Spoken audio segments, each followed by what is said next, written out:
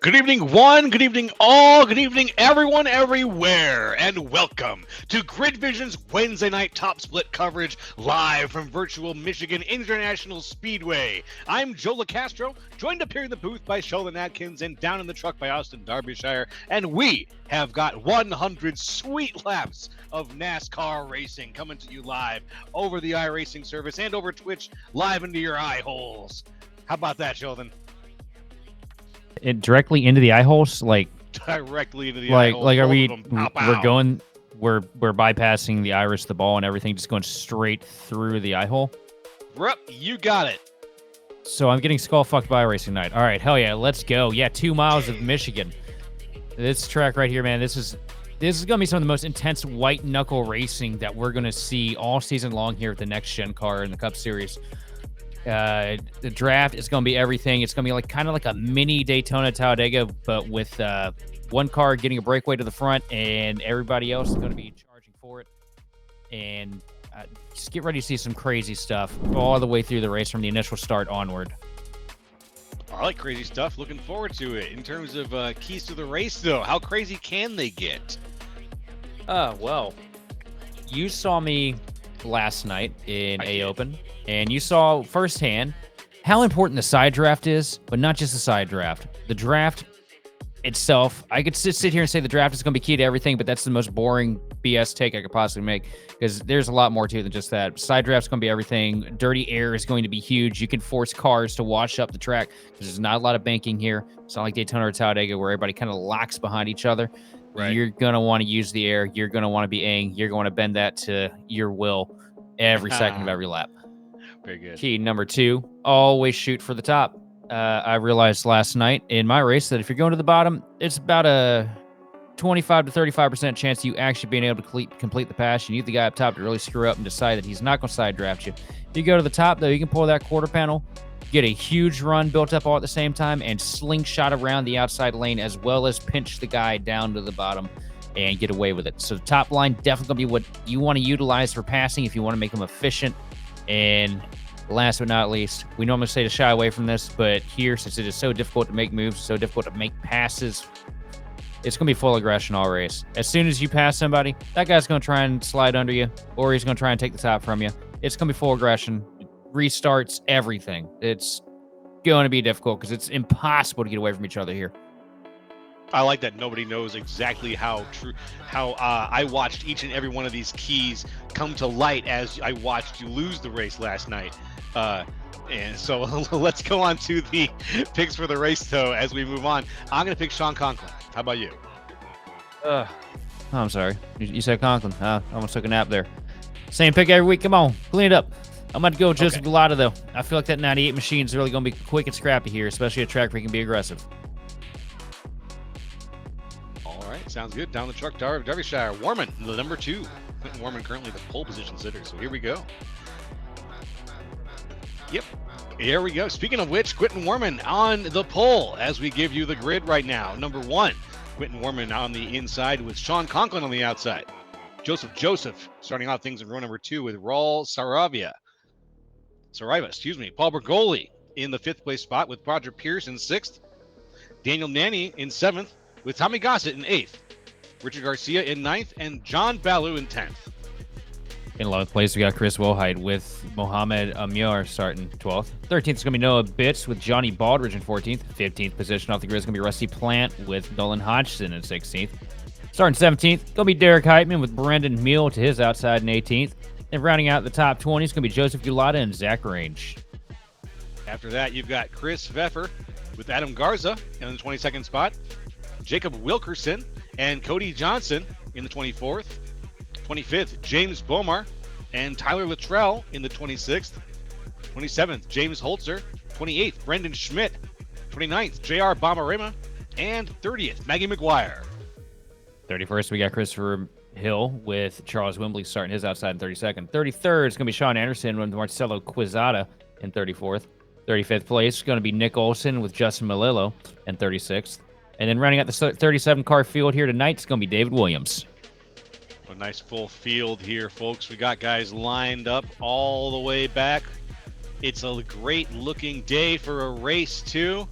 You can see the conditions up there at the top of your screen. Not bad. We got some people saying Roger Pierce is winning this race already, with Pierce himself throwing a little bit of acknowledgement that way. 76 in the air, 25 degrees Celsius. That's 114 on the track, I believe, though. Very hot on the track, so that we'll look into that in terms of how it affects the tires as things go with hopefully the full aggression that we're looking for. There goes the pace car off now, leading things.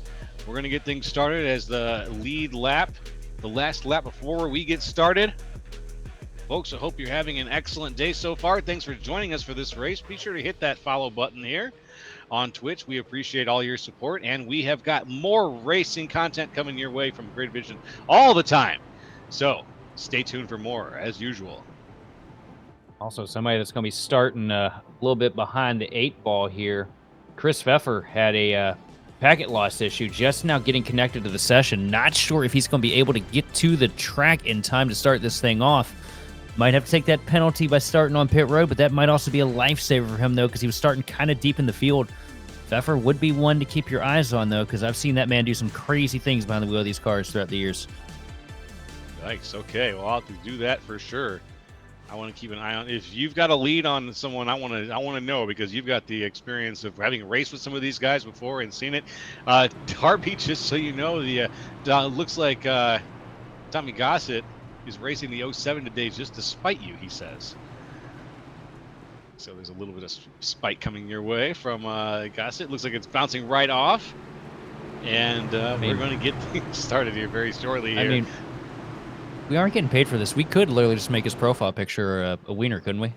That's true. We totally could. Pace car is off. Here we go. Let's get ready to go.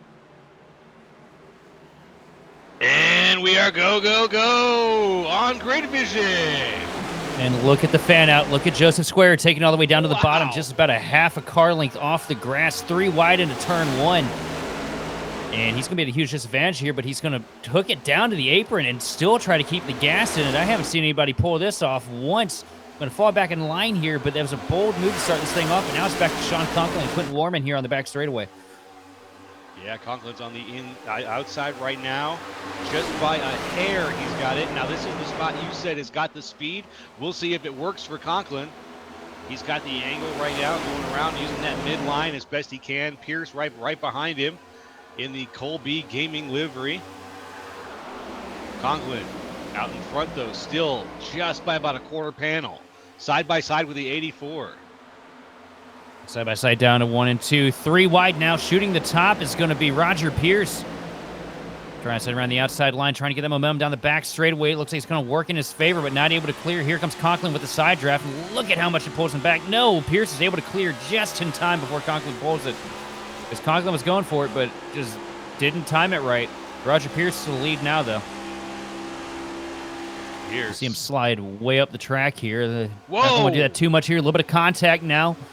as Saraiva gets into the back bumper of Sean Conklin. Conklin kind of tries to throw up to clear himself and almost went around for a ride off the nose. Just about did. We have a lot of action going on right now here in the middle of the pack as well. We're still looking about 4 wide, 3 wide in some areas back there that are sorting themselves out, but there is a pack of cars in about the 10th, 11th position that still haven't figured out exactly how they want to run. You can see here on the broadcast there's a big group there. They haven't broken things up at all. Oh no, and you're going to see that all race long. As soon as two guys get side by side, it pulls the third car up. You lose so much time. It's a little bit of contact. One car almost around. That was Zach Range. A little bit of contact between him and Johnny Ballridge, but he keeps the thing going straight. I think that was just a little bit of a misjudged side draft between the two, but that could have been huge in front of this pack. Range still on the outside there. Baldridge, I believe, on the inside in the 17. Yep, that's right. Looking good.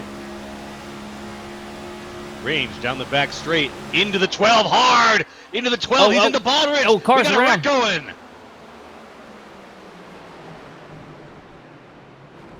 That was rough. You're going to see a lot of that here. Just everybody's going to be throwing moves that they shouldn't necessarily be throwing. And the problem is, with the way this is laid out, how important momentum is, like you lay off the throttle to try and give somebody a break, and you're basically sacrificing yourself for the next half a lap. Now let's take a look at that. I'd like to see that from riding along with Zach Range if we could. Take that or ride back in the Wayback Machine here. See how things go. Here's the replay. This is going to start 2 cars in front. You see Brennan Mill get up into the wall a bit, lose a bit of momentum. Zach Range not anticipating the checkup from Nolan Hodgson there. Gets into the back of the 12 machine, and it's just a domino effect from there. Everybody goes around. Yeah, I did not see that from the angle ahead of Range, but you're right. That's really kind of where the ripple effect started. The whole chaos theory, the butterfly flapping its wings, was about 2 cars ahead here. As you can see, this checkup right there, boom, into the 12, and then it ricochets right back up like a slinky.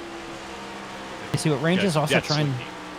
What Range is also trying to do there is try to give a bump to the back of the 12 machine so he can keep his lane working at the same time. Yeah. But when you're coming up off of the corner like that, when the back of the car is, de-wedging or, unloading coming down the straightaway, it's kind of a tricky transition. You don't want to make contact there, especially when the guy in front of you is lifting. There's so much load being thrown in different places of the car when you end up in a situation like that. And that's just what we saw. And now we see most of the field coming on down,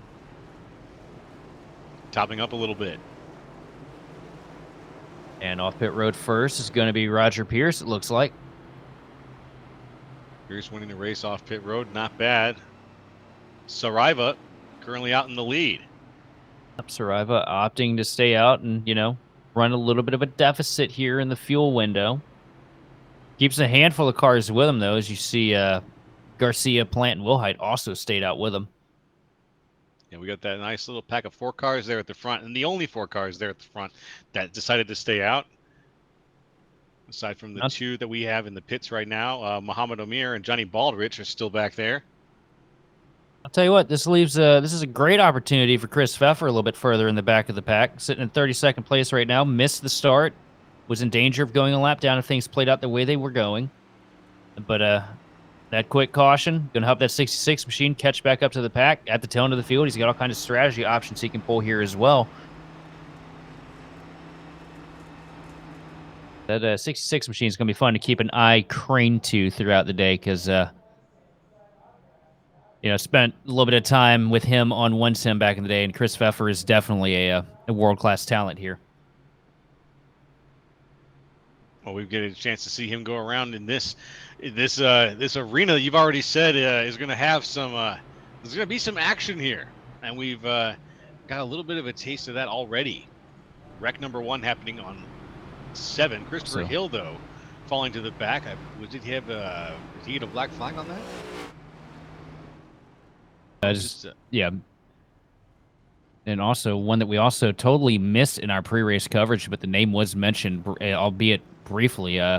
Tyler Luttrell, last week's winner in the 8 car, sitting in 21st right now. New paint scheme this week, running the William Byron paint scheme this week, but we saw a huge performance out of him last week at Nashville, and I would not be surprised if we saw a little bit of the same here this week.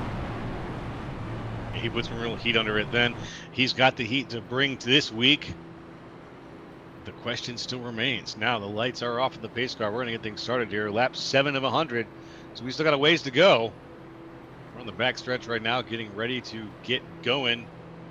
Everyone's still on the lead lap for the most part, except for 2 down there at the bottom who have gotten back on the track. No, they're still on the lid. They still are caught up, it looks like. They had some time on pit road, but Johnny Baldridge and Mohammed Amir back out on the track after 2-minute pit stops. Yeah, that's just going to be damage repairs from that that last caution. There goes the pace car. We're looking for the restart zone. That's Raul Saravia and Richard Garcia. Here comes the restart. We're green yet again.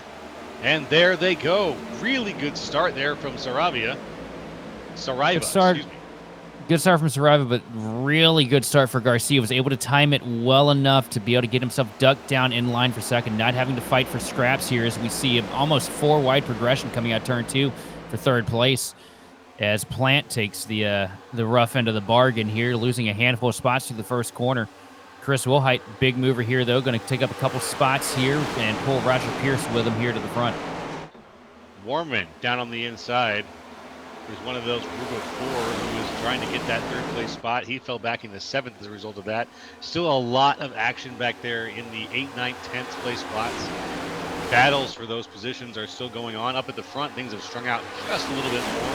It looks like Saraiva and Garcia are holding on to the first and second. We're going to get a caution car round. Looks like Johnny Baldridge backs up against the wall in 1 and 2.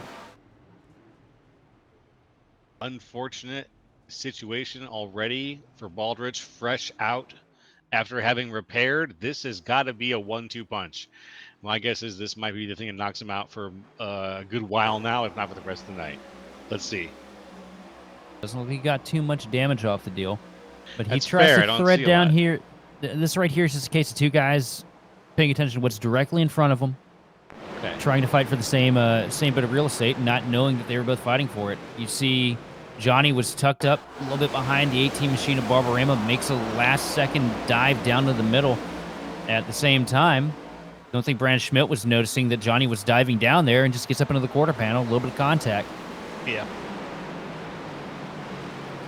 I think it's a fair read. Like, honestly, I think it's about probably exactly how it went down from, at least from our point of view. Now the question is, can Baldridge shake this off enough with the repairs he's already done to just go ahead and hold on to things and try to just get back to where he was going, or is he going to have to actually repair something after that little bit of contact? Not enough to really cause a lot of visible damage, like you said.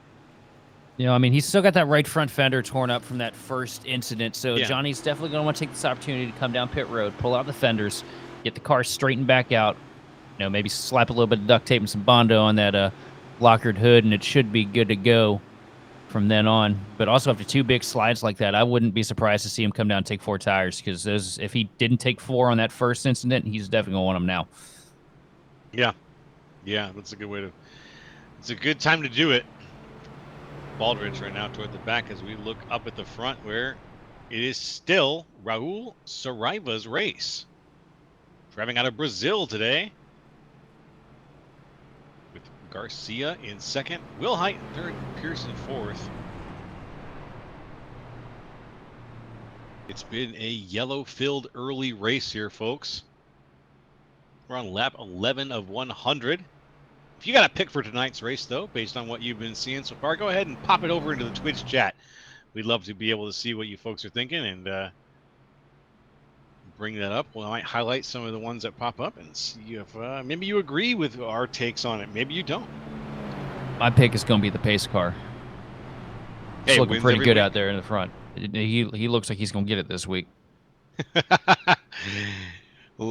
Looks like Ryko Performance Live and Ears Pierce are also picking the pace car. Man, you guys must know something I don't. You got a hot tip. The pace car is the way to go tonight. I guess that's where the bets are all should be on. When you get to a track that's about 5 lanes wide, 5, 6 lanes wide, like we have here at Michigan, everybody's a dipshit. That's the pick. That's the pick. You know what? Yeah, the pace car will lead the most laps in a situation like that. I didn't even think about it like that, but you got a good point. You got a damn good point. Speaking of leading laps, and it may be mid-split and not mean a whole damn lot, but I finally decided to run an NiS last week after 5 years of silence from NiS. Haven't ran anything since, honestly, since the last week that we had the Gen 6 car. Let a shit ton of laps and won the damn thing, man. Unbelievable. Hey, you know what? A win is a win, man. Congratulations. Man. Don't be out here like a mid-split doesn't mean anything. A win's a win. Count the dub. Between that and slapped something together in about an hour and a half for B Open and did the same thing the next afternoon. So been a pretty good little climb back here for me recently. Yeah, Turns out I don't suck as bad as I thought I did, y'all. There's hope for all of us here. You haven't raced against me yet, you know. Yeah, that's a lost fucking cause. We can't even get you to pull the damn wheel out of the closet and hook it up to the computer. You're right. Undefeated. That's what I'm hearing. Undefeated. That's the sound of me playing the flute of success. I got nothing. I got nothing except excuses. And you're right. You're right. You're right. I'm gonna come out on top with this, with my setup back behind the wheel, and then this commentator is gonna take all of it out on the track against his fellow commentators. But right now, it's gonna be Saraiva taking it out with Garcia up at the front of this race here with the NiS Top Split coverage live on Grid Vision. Pace car is off. Here comes the Geico restart zone, and any second now they will be going. Let's see if they can keep this on the road this time. We are green yet again. There they go. Not a huge lead. Oh, there we go. Looks like Saraiva now with a little bit of a better move, but still those two columns are going to be just a crazy zone of battle. I was trying to think of a better word for it, but right now the brain not work. Saraiva doing the best he can right now to control 2 lanes. Come down the back straightaway. Top line going to break away from the inside lane. Saraiva leading Richard Garcia into the corner and a deep dive down into turn 3. Here comes Roger Pierce all the way up against the yellow. Is he going to be able to get it? Trying for the slide job. Not able to. A little bit of contact up into the 26 machine of Saraiva. He's going to lose a handful of spots here as he loses a whole bunch of momentum up against the outside fence. Saraiva on the radio venting his frustration, and it looks like a quick apology from Pierce.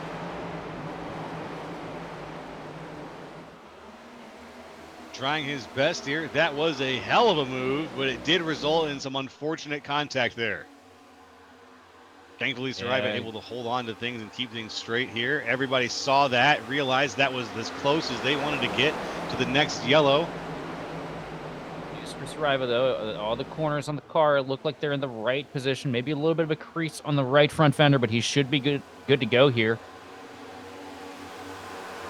Is Roger Pierce now your race leader over Richard Garcia. Garcia all over the back bumper, though, of the Colby gaming machine into 1 and 2.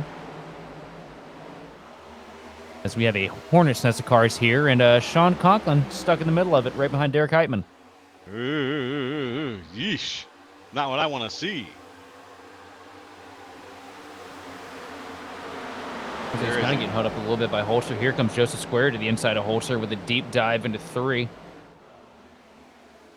And Joseph going to take it, slide up in front of Paul Bergoli. Beautiful slide job from Joseph. And a huge run out of 4 down to the bottom of the track. Here comes the 20 machine of Brandon Schmidt. Yeah, saw that leap, wondered who is doing that. That's Schmidt down there, but it looks like a few other people might have joined him now for this turn 3 and 4, coming down across, into 1 and 2, coming down through the back stretch now. On the back straightaway, Brandon Schmidt losing a little bit of momentum, though. Almost stuck in the 3 wide. Yep, stuck in a 3 wide situation now as the 26 machine of John Blue dives down to the inside, almost up into the door, but not enough to pull a side draft. It's going to give the advantage to Brandon here. If he can just get clear of that 43 machine and get to the top.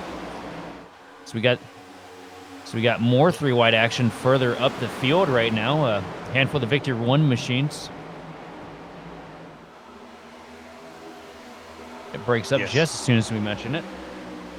Right. There's a lot of volatility in the field right now. As soon as we try to look at something and describe it to the people who are watching and listening, it's already changing. You know, it's like trying to see shapes in storm clouds. They happen too fast. And this right here, this is the most annoying place to be. In the middle of the hornet's nest here at Michigan, everybody's side drafting and using each other up, trying to take each other's lane, throwing crazy blocks. And it just feels like you cannot get away from each other once you guys get, a couple lanes side by side. It just feels completely impossible to make any kind of move, especially a little bit further in the pack. You're basically, especially if you're on the bottom, you're basically just sitting there hoping the outside line is able to clear you. Right.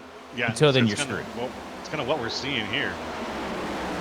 And you were saying that you were on the bottom line trying to fight the top line, and it was a tough situation. You were just waiting for that side draft because it was just going to happen. And here comes Hodgson, going to try and throw a little bit of a side draft to the inside of Zach Range, pushing him out of line here. Range going to be stuck on the outside. A little bit of damage still to the nose of Zach Range's machine from that contact a handful of laps ago. Nolan Hodgson going to get clear, though, take the spot down the back straightaway, move himself up to 6th. Sorry, 4th. Oh, that's all right. Hodgson was in a tough situation just a little bit ago. Right now, he is up 12 from where he started in a very, very good drive out early on. Behind him, we've got 2 eyes and up the wall a little bit. A little further up, we've got folks who's that? Chris Pfeffer, who is up 8 from where he started. He was just up very close to the wall on 3 and 4 there, coming down through the trioval now. He's using that outside line as well, trying to make his way up the field bit by bit by bit. Well, he may be up 8 from where he should have started, from where he qualified, but he is up significantly more that considering the fact that he missed the start and had to roll off dead last on the grid about half a lap down. So Pfeffer out here showing the pace that I was expecting to see out of him here in that machine. That's right. He's now 3 wide. You called it. He's made that pace. Right now 3 wide. Derek Heitman in the middle. Now going to jump to the top, take over the position right behind his teammate Quentin Warman here. Moving himself up to the 6th position in that 76 machine.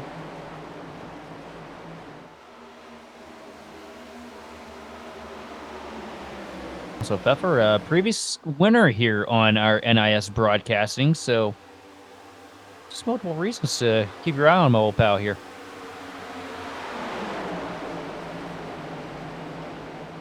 Not bad, not bad. Well, let's look for the repeat here in 2025.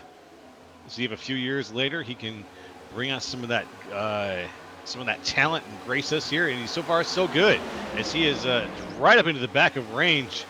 You can see here Zach Range seeing if he can just give him a little bit of a shove into 1 and 2. And look at Pfeffer all the way up against the outside line right now, trying to make quick work of these cars on the lower lane. Heitman going to get a little bobble coming out of turn 2. Pfeffer with the advantage. Now getting up to the back bumper. The 84 machine of Warman down the back stretch. You know, Zach Range dropping like a stone right now with that damage. Yeah, he's down to 14. Only up 6 from where he started, but it's going even worse for him now, down 16. Or Zach Range, not a good situation. Up at the very front, though. Yep. Roger Pierce controlling the field right now with Garcia still up to the back bumper of him. And these guys, if Roger isn't careful, this could really become a conveyor belt for the lead in a revolving door situation. As you see, he pulls the 26 or 25 machine of Sarava back up to his back bumper. It'll be interesting to see if the sparks fly between these two after we saw earlier. And yes, they do. Sent it straight into the corner, into the door like a... Unbelievable. That was an absolute piece of shit move, in my opinion. Wow. Just turns it into the corner and hard rights into the quarter panel to wreck him. I mean, could have moved him, tried to race it out for the win. That was fucking stupid. Wow. Bad show.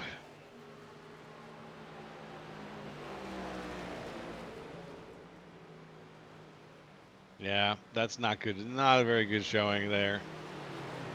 Not what we like to see. Oh, That's going to be probably a rest of the week off for Sareva. I'm guessing so, considering how many eyes were on that situation.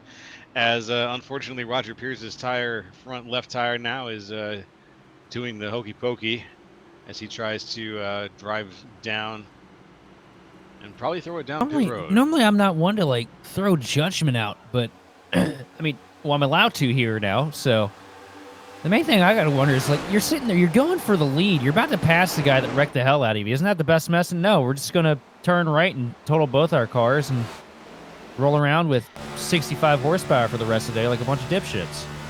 I'm not even sure he wrecked the hell out of him.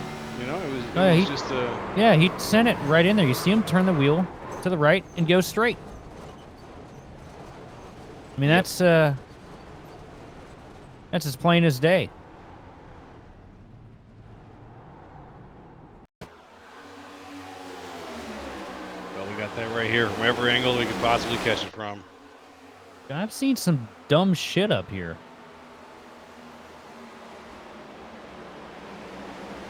And we're gonna get eyes on what happened earlier, what happened earlier was a racing deal. Yeah. And there was an instantaneous apology from Roger too. Roger, you know, he's aggressive as hell, but there's never been a situation I've seen where Roger has intentionally thrown somebody, you know, into the toilet. I mean, unless it was a teammate, you know, they'll raise the hell out of each other there. But yeah, but that was not. It was an instant apology. Yeah, there were, and it didn't wreck his race either. Also, you know, the 2 years that I've been up here in the booth covering these races, that's the first time I've even heard Roger cue up the mic. And he's been a lot of crap before on here, but you know, the intent obviously wasn't there to ruin his race, and you know, it really looked like that Raw's car was good. It's fast as hell. It caught up to the lead. He absolutely had the pace to get up there and potentially win, especially as late into the tires as we were getting here. That's just so stupid. Very unfortunate. There's still some questions, it looks like, in terms of trying to get an exact read on the situation, but hopefully that it's all done and over with now. I highly doubt it is.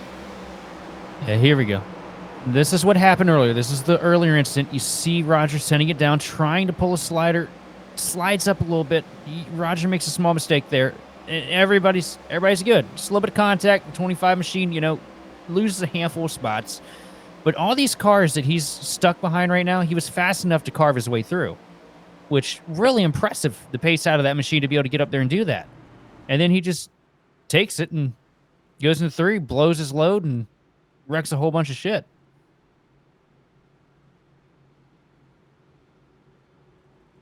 Embarrassing. Thankfully, nobody else was caught up in that. Yeah. Could have been a lot bigger. But yeah, caught that one. And seeing it from our point of view, I think from everybody's point of view, you can clearly see that it was not warranted. Whatever the situation, there was a racing incident, and there was an apology, and then afterwards there was just senseless violence. So let's get that out. No more of that. Moving on, right? We can hope. You never know, man. There we go with the restart, though. We're green again. Let's see what happens. Right now, Richard Garcia, the benefactor here, is the two of the fastest cars in the field. Are sitting on pit road right now, pulling out about 8 years worth of damage. Garcia going to run the low line here, trying to keep Derek Heitman at bay, but here comes Derek Heitman with a huge run out of turn 2, but a wiggle out of the 76 machine. Going to let the car of Garcia pull just a little bit here. Here comes Heitman, though, with a dive down into turn 3. What's he going to be able to do with it? We know how difficult it is to pass on the bottom line here. So he's going to stall out a little bit, but if he can get the side draft, he could have the opportunity to 1 and 2. Here he comes, pull a little bit of a side draft. Not a whole lot, though. Dives it back down to the bottom, and looks like he's going to clear for the lead here into 1. Yes, he does. He's got the speed. He's got it just good enough. That's the 84 of Quentin Warman is down on on the inside right now. Trying to pull off the same move, but not quite able to do it, unfortunately, with Heitman there out in front. Look at that slide. God, I love... There's very few drivers whose driving style I absolutely love watching and covering here in the booth, but Joseph Squared is one of them. Because he will... Everybody will be following the status quo, and Joseph is the first one to go as far against the grain as he possibly can. See him try a 3-wide move, a late dive down to the inside, and it's not working for him. But 20 bucks says he's going to try that again in about 15 laps, and it might work, it might not. But Joseph, man, he's always trying for something behind the wheel, and it's always fun to watch. Always a good time here. Yeah, that was a that was a bit of a shock to see, but he executed it perfectly, and it didn't exactly pay off the way he wanted it to, maybe, unfortunately. But right now, Joseph is holding on to the 6th place position with Joseph Galata very close by on the outside.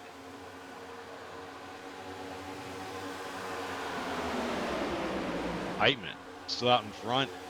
Now, actually, it looks like Heitman is out in front now after making that pass. Richard Garcia still trying to just fend off the battle between Nolan Hodgson and Quentin Warman right behind him.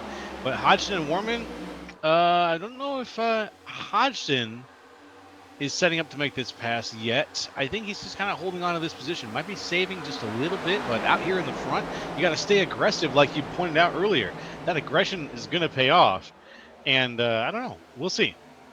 Well, Hodgson's in a decent situation here right now. The first guy in this outside lane to actually hit, well, the first guy up here in the first handful of spots to actually have a teammate locked into his back bumper there with Joseph Gulata. So I think these two are just trying to navigate the traffic themselves as we got 4 wide into turn 1.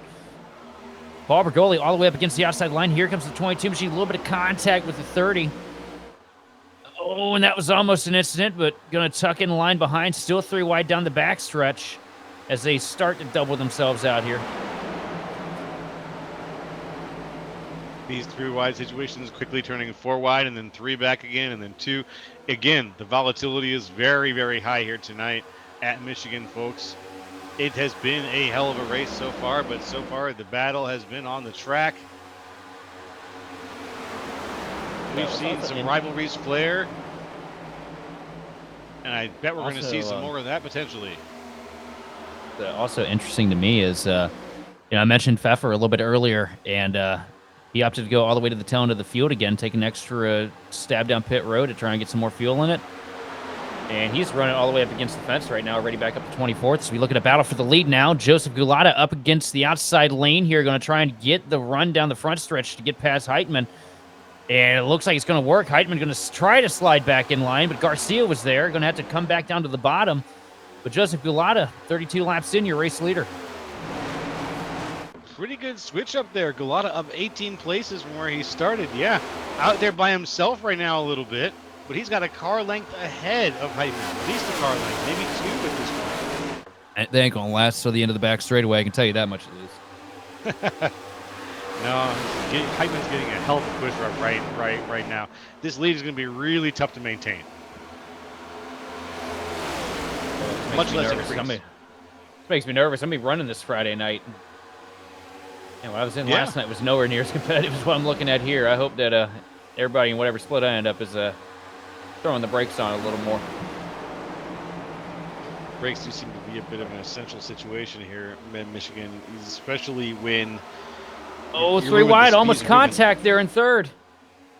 Oh my goodness. Yeah, that 3 wide for third situation heating up. Nope. Sliding back into line, it looks like, is Richard Garcia. Yep, Garcia lost a lot of momentum there. Hodgson was able to get the side draft coming down the back straight. When you see how potent that is, especially when you're stuck in the middle, you just kind of get pulled by both lanes at the same time, and it really kills your momentum. Hodgson. Hodgson working out, though, getting back up to the back bumper of his teammate here, up here at the point of the field. They're still trying to figure out third spot right now as they haven't lined up, but now they do. Garcia going to tuck back in line behind the 12 machine right in front of Quentin Warman. And the 76 of Derek Heitman stuck on the inside line, just losing momentum every corner, just falling to the back like he's got parachutes on.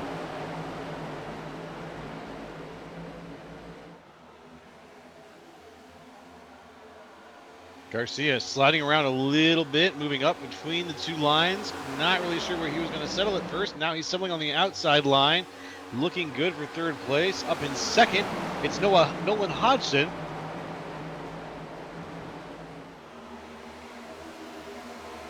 And Galata still in first.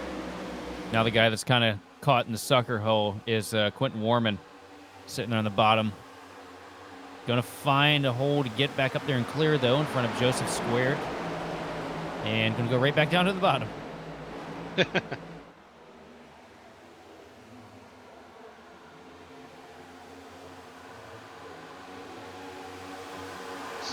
Close. 3 wide action that we're focusing on right here. Oh, 4 wide down the front straightaway, a little bit further in the pack. Johnny Baldridge all the way up against the fence here. That's Tyler Luttrell. I recognize that car down the bottom. And here comes Tommy Gossett in the 07 machine right up to the inside of the 31. These guys just out racing each other so hard right now. Luttrell down to the inside of Gossett. He's going to take this spot 3 wide. Ooh, stalls out trying to get the position. Well, not having the runs that he's really hoping for here this evening. You see Tommy Gossett get by him there on the outside. Going to clear himself right in front of Holzer. Holzer not going to take it, though. Going to dive back down to the inside. Tries to pull a little bit of side draft into turn 1. Not super effective. A little too far from the car, in my opinion, to make it work. But he's sending it deep. And just not able to connect. And Gossett's going to have the advantage down the back straightaway, but up at the front, things still not sorted out. And look who's in 5th. Yeah, look who's in 5th. Hey, it's Pfeffer. Respect for the man who got sent to the back and worked his way all the way back up to the front. Is now sitting in 5th place. Little wiggle out of the 57 machine of Richard Garcia coming out of turn 4 right in front of Pfeffer. But look at what Pfeffer's been doing. He's been doing this since the green flag came on this run. He is sending it all the way up against the outside line as high as he can realistically get grip out of the 66 machine. And it just works for him every time. Look at the run he gets on the back straightaway. Oh, cars around on the back straightaway. Oh, here we go. Huge crash. Big wreck in the back, folks. Big Derek Heitman.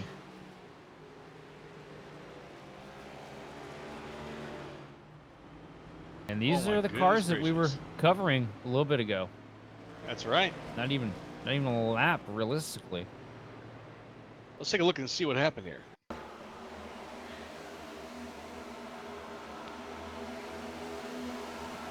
back in time for a second.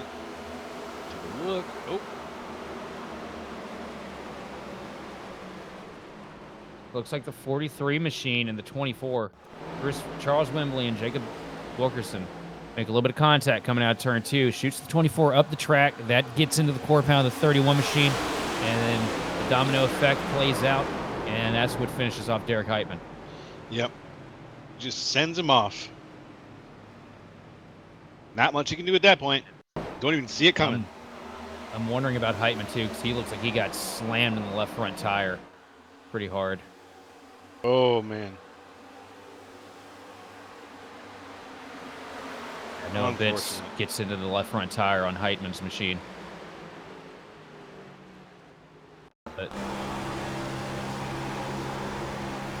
trying to board no bits here.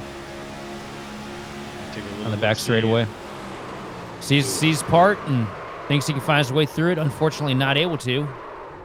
Good news for Heitman, though. The wheel looks straight on the 76 machine, so he should be all right to finish this thing off. That's right, and we're going to take a little bit of a break here, folks. When we come back, some more racing here from Michigan, so don't go nowhere.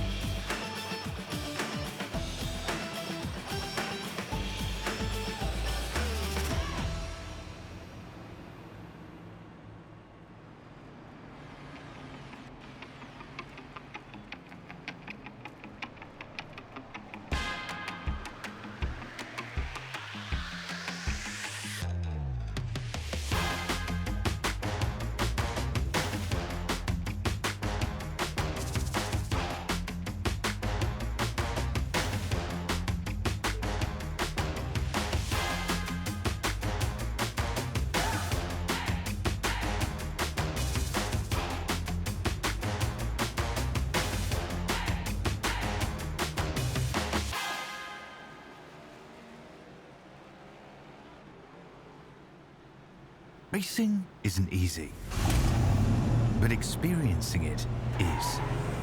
iRacing puts you in the driver's seat with the industry's leading sim racing game. Drive on laser scan replicas of the greatest racing circuits from around the world.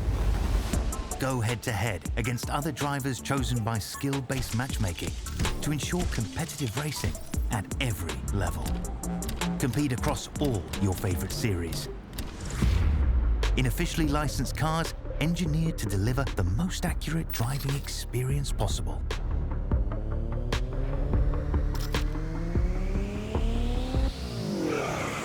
Join a race or host your own with players from across the globe.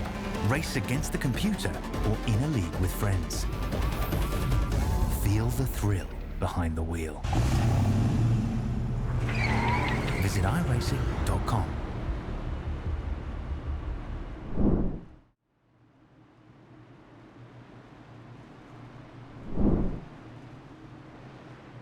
We are back, folks, with some more here from Michigan. The lights are off on the pace car. Grid Vision is live, and you have joined us here on lap 42 out of 100. We're looking for the Geico Restart Zone. I'm Joe LaCastro, joined by Sheldon Atkins and Austin Derbyshire, bringing you the best in iRacing. And there they go, yet again. The 24 this time off the front. Tyler Luttrell. The best in iRacing, and Raul. Right now, up at the point right now, last week's winner, Luttrell, trying to strike while the iron's hot.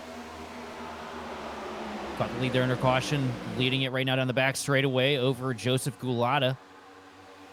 And Nolan Hodgson sitting there in third place, side by side right now with Baloo into turn 3.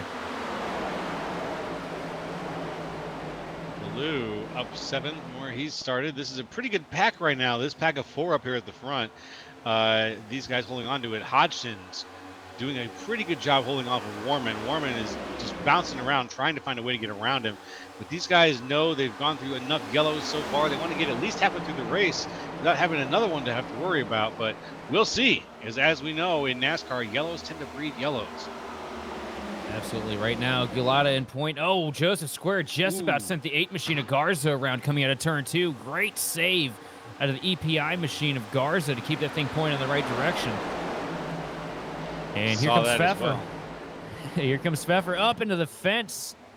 Oh, can he get it out? Yes. But that's going to be a huge loss of time for the 66 machine down the front straightaway. Yes, sir. He gets a bump right now from Daniel Nanny, I believe, right behind him. Is that Nanny or Bob Arema? Nope. That's Bob Arema who was behind him, I believe, there. Right now, John Ballew looking pretty good, though, in the 26 machine right behind race leader Joseph Gulata. Gulata kind of sent a power move around the outside to get the lead a handful of laps ago over Luttrell. Luttrell kind of mired back in traffic now. Hodgson looking for second. And 3 wide out of turn 4 with Sean Conklin down to the bottom with Richard Garcia in the middle. And now 5 wide, even further back, down to 4. This track is insane. Oh, so much fun here, too. There's still a 3 wide. Sean Conklin trying to get everything he can up into the door of the 8 machine of Garza. Going to push him up the hill, coming down the back straightaway. Going to lose a little bit of momentum in the process. Conklin going to throw an apology out the window there, though, for that little nudge. Wasn't trying to get into the door of the 8 machine. If we're following trends that we saw earlier, the 8 should probably right hook the 54 through the catch fence into the grandstands. Yep, that would be about the right time to do it. Hopefully that's not the case, though. Right now, what you're looking at here a little bit closer towards the front. The 12 machine of Hodgson trying to find somewhere to get a little bit of clean air to the nose to get the momentum to pull him past the 33 machine. But it's so difficult because that draft is so valuable from the car in front. Even though you're kind of stuck in the traffic and it's making the car suck to drive, that instant flip of the switch to draft coming down the straightaway pulls you so much faster than somebody can make standard just trying to tuck out and get the position unless they can get a good side draft on you. You got to use every advantage you can possibly get. And it sounds like if you can make that work for you, you want to do it. Oh, this is going to get dicey here coming out, too. Uh-oh. Oh, and it does. Joseph Square tried to cover a hole that wasn't there, and Pfeffer did not lift. That could have been a huge incident down the back straightaway. Phew. Luckily, everybody walking away, though, with their cars in tow. And I think, is this 4 wide right now? It was for a second. For a split second, maybe. I'll give you 3. I couldn't tell if it was 4. Here comes Blue. He's going to get to the outside here of Gulata, but Gulata's going to just barely get the back bumper in front of him here to throw a block coming in a 1. That's going to steal a lot of momentum from the 33 machine here. Blue trying to cut it down to the bottom, though. Shorten up that corner a little bit. Try to get a run. Here he comes. A little bit of a peek to the inside. But I don't think he's going to go with it. No, he's not. Knows that going to the inside line is kind of a fool's gold situation here, as you see the 66 machine of Pfeffer still sending it up there on that outside lane. Yes, he is. Pfeffer driving incredibly hard, as we've seen over the course of the night. He's had one of the most inspiring nights so far, from towards the top to the middle to the back to the middle again to back to the top. Pfeffer has been all over the field, and it's a big field, and he's been all over it tonight. Oh, Joseph Squared gets up in front of him, though, and the dirty air carries Pfeffer up into the fence. But Joseph Squared not able to complete the pass, going to fall back into traffic here. It's just so hard to make that inside line work. Yeah, it barely exists, especially when you've got a strong outside line. The inside line just doesn't feel like an option. Tell you what, I know, we were talking about Pfeffer a second ago. I know Darby can attest to it as well. The driving career of Pfeffer has been a very interesting one to watch. Because when we first came across him on One Sim, he was an incredible road racer. Absolutely horrible oval racer. Took him a while. We went to Phoenix and Martinsville, and something clicked for him there. And from that day on, it's just been everywhere you go, you know that 66 machine is going to be bad fast. And there's a reason he's in the places.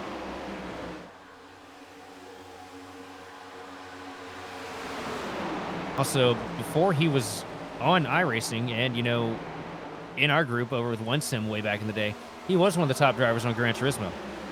Oh. So it is no surprise to see Chris Pfeffer out here kicking ass and taking names. Even though we don't see him week in and week out, you just put him in a car, he figures it out in pretty much no time flat. I can see that. It's been really impressive to watch him race so far. And his name is a lot of fun to say, too. Yeah, definitely a lot of fun. And he will also be the first person to shit-talk the ever-loving hell out of you, too. He has no problem with that. As you see him working 3 wide right now, trying to take over second position from Hodgson and Baloo. Not going to work out for Baloo. Going to fall back in line behind Pfeffer. Now Pfeffer has 1 car to the lead. That is Joseph Gulata. And is he going to try and make the move here? I mean, I'd imagine so. The clean air is oh so important. You see him working the outside line here through 3 and 4, trying to get drawn up to the back bumper of the 98 machine. And around goes the 12 machine. Oh, there it goes. Off the nose of, I think is that Warman or Joseph? I don't know. I missed it by an inch. I'm up here watching Gulata and Pfeffer, and I missed who exactly he bounced off of there. Well, the groundskeeper's definitely appreciating the help getting the grass trimmed down here. Some particularly troublesome weeds that could not be gotten. I've been uprooted. Well, let's see what happened. Ooh. A little bit of net code, but I think the 2 were going to connect anyway. It looks like Joseph thought he was clear. Just ever so slightly wasn't. Let's take a look at it here again from the door of Hodgson. I think, yeah, that was it. Yeah. That was definitely contact, but I think that was just a mistimed maneuver. I think Joseph thought that he was going to be able to get the thing cleared up and get in behind him, and thought that the 12 was going to have more of a run, or he was going to be a little bit more sluggish there. Good news for Hodgson, though. Not too much damage on that 12 machine. Come in pit road, pull out, the left side door a little bit. Maybe get them to polish off the decal and rewrap it and retap it. As Gulata leads them down pit road here.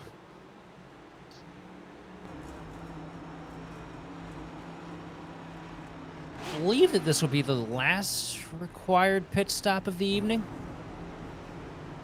Yeah, based on If fuel I'm range, I think remembering you what might be the right. yeah, if I'm remembering what fuel mileage was last night, I think that this might be the. If not, we're gonna be definitely in a window where you can coast to save and make it. That Look at might be that. the way to. That might be the move. Look at that. Our wonderful Canadian producer is getting representation here on iRacing. Canada flag waving high and proud. Very good. We are a group of many nations here, Grid Vision.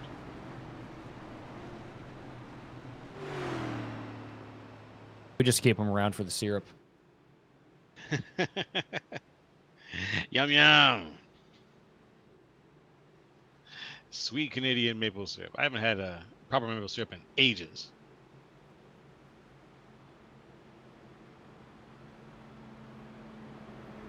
Joseph squared, though, from 0 to hero here.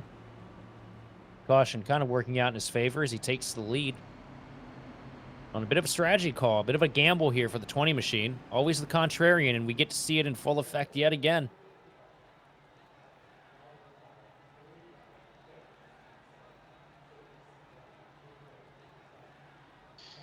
Lights are still on in the pace car, which means, yep, we've still got another one to go here. Won't be starting yet.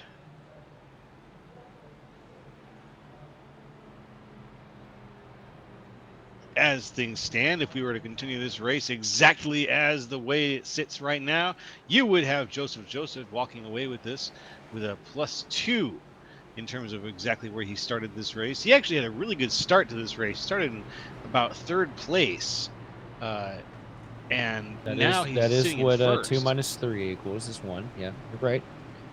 I'm big smart. That's Coming in why I here call this- NASCAR races, because I can do heavy arithmetic. This damn city slicker coming in here with his fancy math. That's Thinks right. he's smarter than me. Dial the numbers into my car phone, and it gives me the answer. There you Does your horse have a car phone? go. No, my horse just shits everywhere. I see. Quaint. Yeah, it's got IBS. It's pretty rough for the poor Oh Steed, honestly. boy. Could you imagine? No, thank God I can't imagine. I have no You've derailed. imagination. It's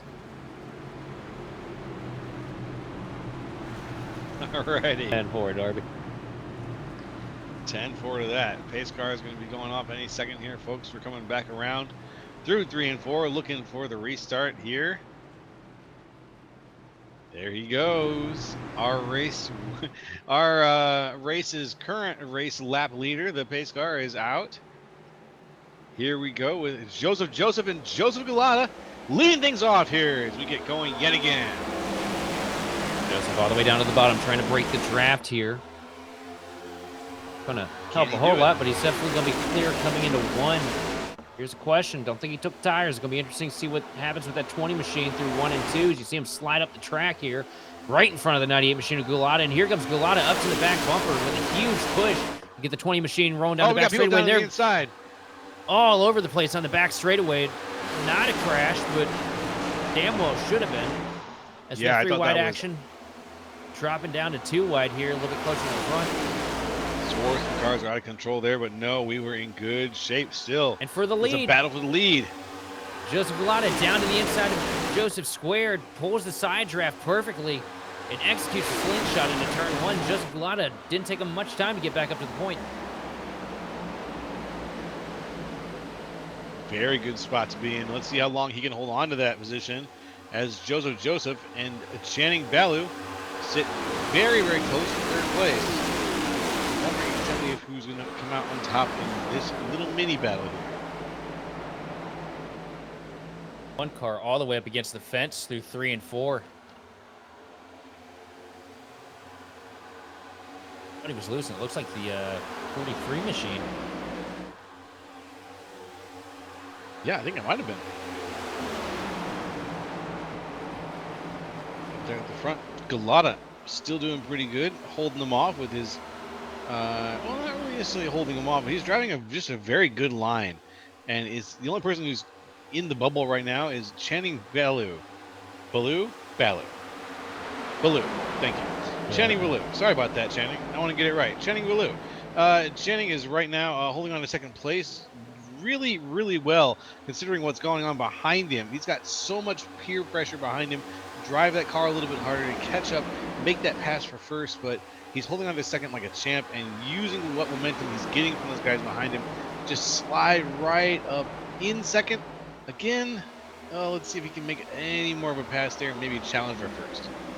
And a good run for much needed good run for Baloo 2. 33 car in the field. So 33rd lowest guy on iRating, up here mixing it up with some of the bigger names of the week-to-week NIS series. Kind of stuck in the middle of a 3-wide situation, though, right now, as the 84 machine of Quentin Warman gets down to the inside, trying to get to the door to pull the side draft. Not able to get much of a dig here, as Baloo tucks back in line behind the 80 machine of Cody Johnson, who has seemingly appeared out of thin air.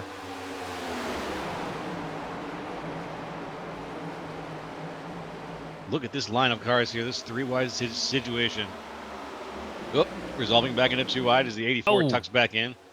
Johnson going to tag the fence out of 2 and lose a whole bunch of momentum down the back straightaway. Ugh, not good.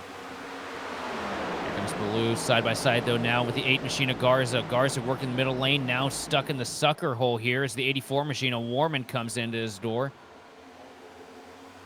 Outside line still digging as Bomar now locking bumpers with the 26 machine of Baloo.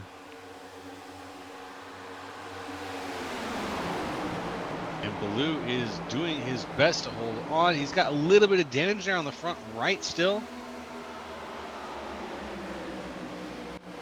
But it looks like he's doing pretty good. Yeah, just struggling, though, that inside line. Once you get stuck down there, it is so hard to go anywhere once they log jam against you on the outside. And you see the 80 machine of Johnson tries to take a send into 3 and 4, loses the nose in the dirty air of Gulata and slides up the hill. It's going to take him a little bit here to get the momentum back up to get back to the back bumper of the 98 machine, as they are tandem drafting here for third. Watching that right now. Tandem drafting. I've heard of drafting, but describe that for somebody who hasn't heard what tandem drafting is specifically. Well, a tandem draft, also referred to as a little bit of 2-car tango, is where you basically just lock bumpers with the car with one car in front of you and keep them sealed as best you can down the entirety of the straightaway. We see it a lot back in the day with the car tomorrow, with the way the bumpers are made on those cars and the way the drag worked on those cars. You could really just push somebody around the track and be about 6-7 miles faster per lap as opposed to the guys in the pack using just the air to draft with. I see. Okay. Makes a lot of sense. Thank you for that. Very helpful. It's just more fun to say tandem than it is bump draft. It is, isn't it? Makes it sound Too many syllables. Makes it sound a little bit sneakier, more like a secret agent kind of thing. Tandem drafting. Speaking of drafting, it looks like even though we were talking about tandem drafting, right now, Channing Baloo is not as interested in that as some of the other drivers might be trying. I think these guys right here behind Gulata are struggling with the dirty air right now. That 80 machine of Johnson, he worked through the field really quick. But once he got to second here, he's just kind of stalled out. Can't really find what he needs to get past the 98 machine. And same story goes for the 26 right now, Baloo. I think that as far as adjustments have gone and just roundabout just the setup itself, I think that Gulata's just got a little bit better of a piece right now than these guys that are here in his wake. And a lot of these cars that might have something to go door to door with the 98 machine, I think are just mired a little bit further in traffic than they need to be to really be able to do anything with it. As you see, Warman still making impressive strides on the inside lane, but once he gets down the straightaway, those strides absolutely evaporate, and there's so many cars stuck on the top, it's just so hard for him to do anything. He almost gets back to the top here, but Wilhite's going to fill the hole. Yeah, I'm wondering if Warman can capitalize off his situation at all, but it seems like every time he tries to, he gets held back just that little bit, There like we you go. mentioned. There we go. That's warming in. He gets back up in line here. The 8 machine and Garza going to get right in front of him, though, and really hold him up. And he's sandwiched, getting pushed from the 7 machine, and the 8 won't get out of the way. So that could have been a rough spot for Warman. Yeah. He's going to try for a slider here, and he's going to, just about lose the back end of the machine out of 2. And there he goes. There he goes. Contact with Garcia. Into the Send the wall. 84. Into the wall. Huge contact, and the caution's going to come out. That is the worst angle that you can hit the wall here at Michigan. Yeah, that was a rough one. I thought we were going to stay green. See right there, Garcia gets a little bit loose on the top. That's going to knock the toe out. If that doesn't knock the toe out of the back end of the 84 machine, I don't know what will. Yeah, there it is. Yeah, surprised there was a caution on that one, too. Yeah, there was all on the inside. It felt like it was only one car in the end. But you know what? We're going to take one quick little break here, folks. And then when we get back, we'll be back with the rest of tonight's race. So don't go anywhere for more Grid Visions coming up live next.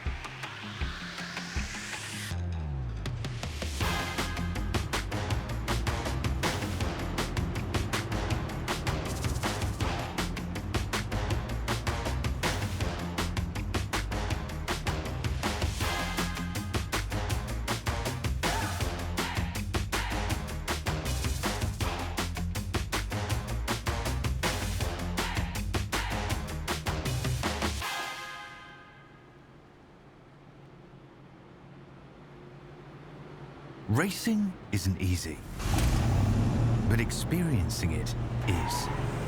iRacing puts you in the driver's seat with the industry's leading sim racing game. Drive on laser scan replicas of the greatest racing circuits from around the world. Go head-to-head against other drivers chosen by skill-based matchmaking to ensure competitive racing at every level. Compete across all your favorite series. In officially licensed cars, engineered to deliver the most accurate driving experience possible.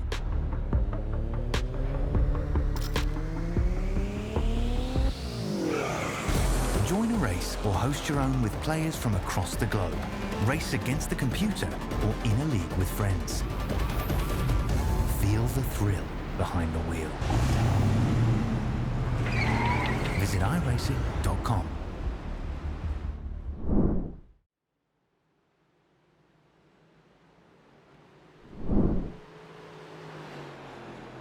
Hey, folks, we're back on Wednesday night top split coverage. It's me, Joe LaCastro, with Sheldon Adkins and Austin Derbyshire, all together now, putting together this show for you as we bring to you lap 70 out of 100 here on this NiS top split. Right now, it's Joseph Galata out in front with Cody B. Johnson on the outside. Galata has been doing some pretty good numbers this race so far, making his way up to the front and holding on to it after some crazy back-to-back yellows. But here we have a replay of what brought us the last yellow. There goes the 84 hard down to the inside. That was the 84 of Quentin Warman, I believe.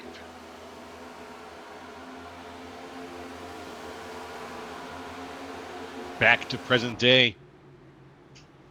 Lights are off in the pace car. You know what that means. We're going through 3 and 4.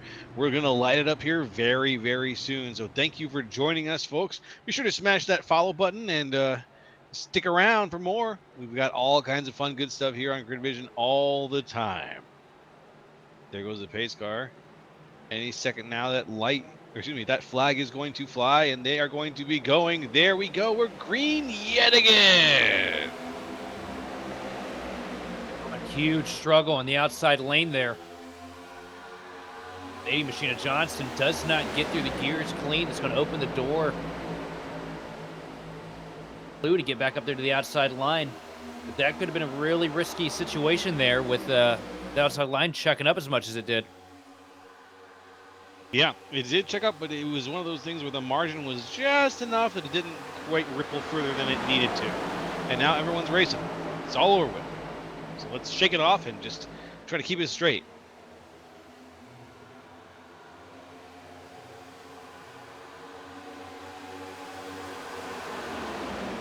Restart's going to be super freaky and super tricky, so I don't blame them at all.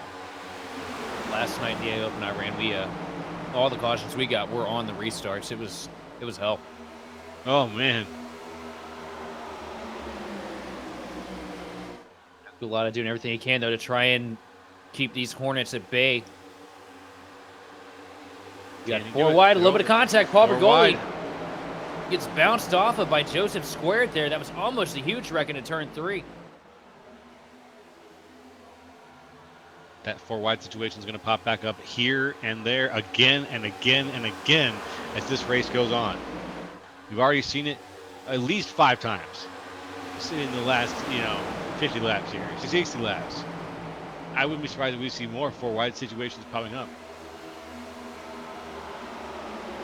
Big slide out of the 80 Machine of Cody Johnson here through 1 and 2.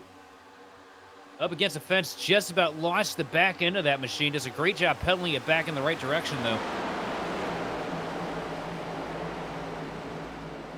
Not bad, not bad.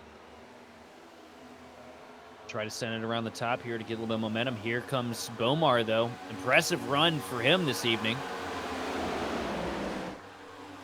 There we go with the onboard camera. Bomar here, the 20 Machine. It's a good quiet night for him. Hasn't made a whole lot of noise, but no big issues as he scrapes the wall while I'm talking about him. So we'll move on to somebody else here to Jinx. And oh my God, Conklin with the dive of a lifetime into 3. Wow. Yeah. Huge You might be dive. talking He's back about up me. now. Oh, contacting the wall behind him though. Did you see that? That was Will Hyde hard into the wall behind Conklin. That was a little bit of I believe, a reaction to a slide job being thrown there from the 54.5 Machine as he dives it down.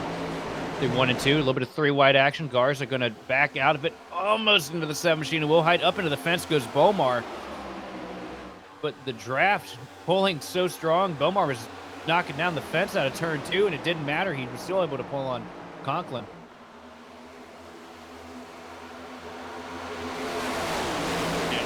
That 3 wide situation is still happening right now. Will Height there in the middle with Brandon Field behind him. Tommy Gossett cycling back, lead. losing some speed. The lead, here comes John Ballou down to the inside of Joseph Gulata into 1 and 2. Does the inside line actually work this time? Ballou trying for a slide job, and he's going to clear it. Nope, not clear, not clear. We've got some wrecking going on. The 07's around. That's Tommy Gossett. And that's the wall. That is the wall indeed. I don't think he smashed into it, but he definitely stopped on it.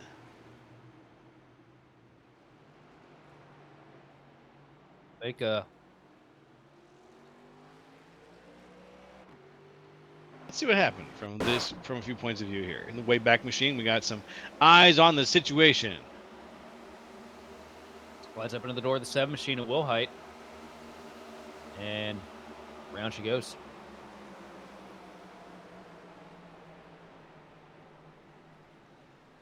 Well, what are you going to do? Not much you can do in this situation when you see that checkup, and you can't really get around it. You can't go anywhere. You just got to slowly hit the brakes. You have to avoid getting run into from behind.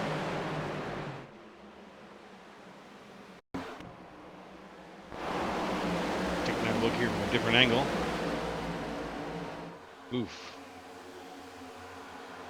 Yeah, the 7 goes up, and then it gets tagged right back, unfortunately, and that sends it out. A miss by, I think that was Garza there in the 8 machine.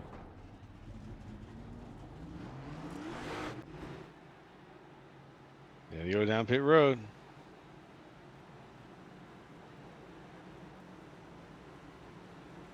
Opting to stay out on the track here. The rest of the field deciding to do the exact polar opposite.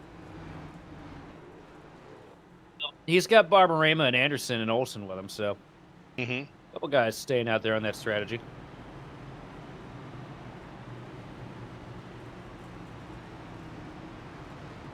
It's an interesting strategy. I didn't even think about that. All right. Though the pits are where it's at right now, folks. Lap 78. We've got almost 20 laps left in tonight's race. And it's been a race of ups and downs, unfortunately. Quite a few downs.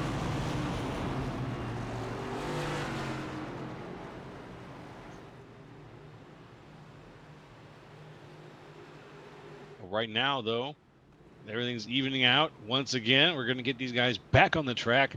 We're going to go around and try to finish up tonight's race.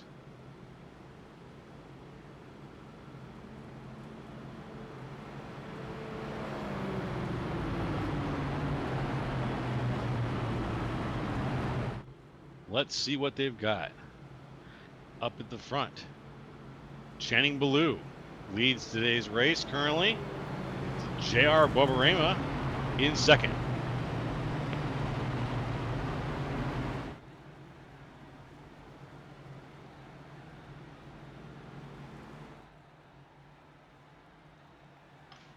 Sounds like at least one of the drivers anticipates things getting a little bit nuts here as we get ready.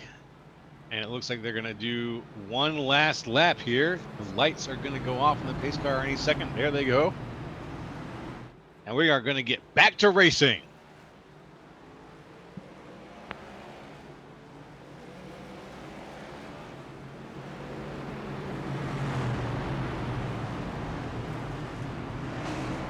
I got a feeling back to racing is swiftly going to transpire into back to pacing.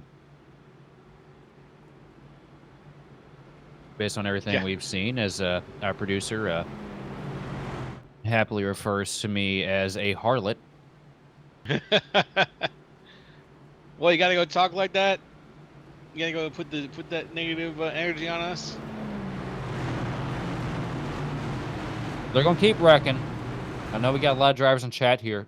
Find a buddy, somebody close to you. Hook them down the back straightaway and see if you can get them to do a blowover. Yeah, we'll see. Got 20 Robux to the first person to flip. Oh, man. That will do you a lot of good on roast stock. Trust me. You're already speaking a language I don't understand, unfortunately. That was just a little bit after my generation.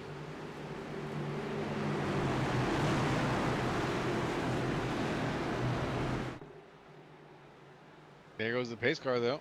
Here comes the restart zone. And sneak second. There we go. Green, green, green.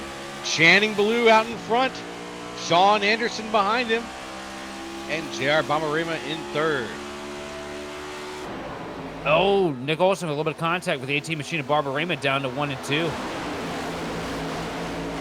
That might not work out well for Olsen, because I know how aggressive Barbarema is. That's true. And now he's up here at the front, challenging it out for first place with less than 20 laps now to go. With exactly 20 laps now to go.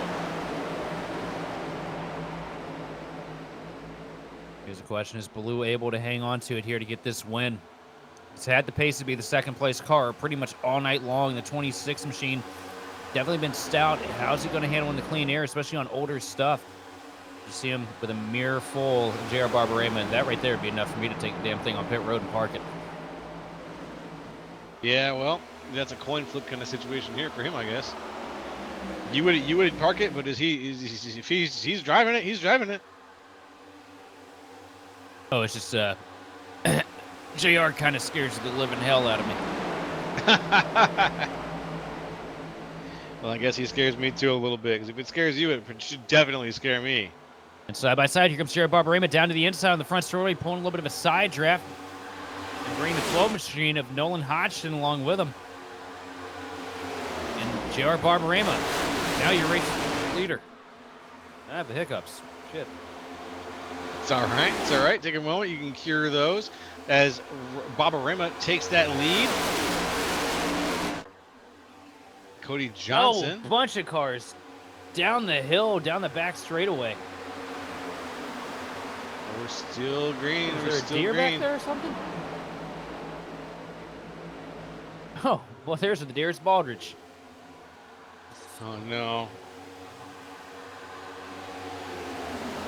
Well, that line that you just saw, that crazy line, has started to sort itself out into a single file affair here.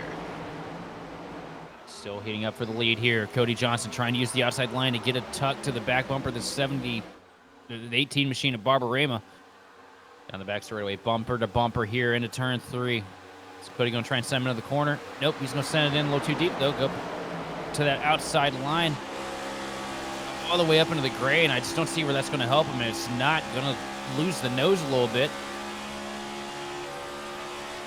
Just the advantage for Barbarema. And a little bit of two-car tango happening right behind him here. It's the 31 machine. Nick Olson gets a huge shove from Adam Garza in turn 1.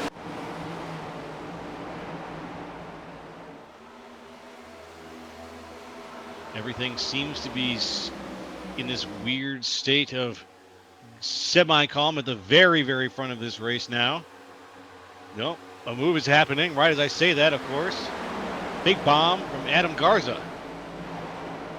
Garza going to send it down into 3 and 4. Take the spot away with ease from Nick Olson. Now setting his eyes on your leaders. A little bit of contact right behind Garza here. And we got a car around. Oh, no. It's Where Derek did that Heitman. come from? Yeah, Derek Heitman. Let's see what happened here.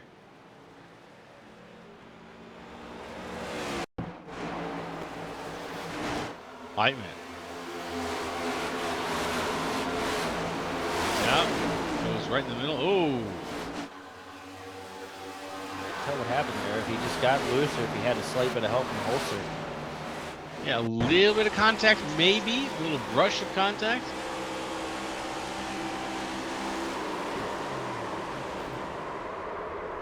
Oh, he got hit twice. Ever so slightest bit of contact, it was enough to send him around. I mean, I wouldn't even expect that to send somebody around because I've seen these guys hit more aggressive coming out of the corners here. I think it was only that second car touching him that made the yellow come out too. But we'll never know, unfortunately. So what we got right now is yet another yellow. Lap 85 out of 100, folks. Making our way there bit by bit. A lot of cars staying out this time, but just about as much going down pit lane.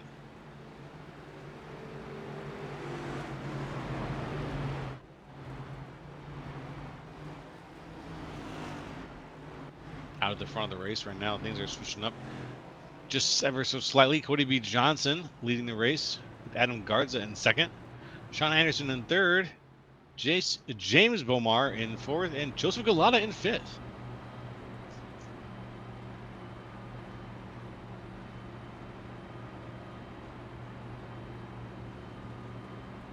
So we got some time to burn here.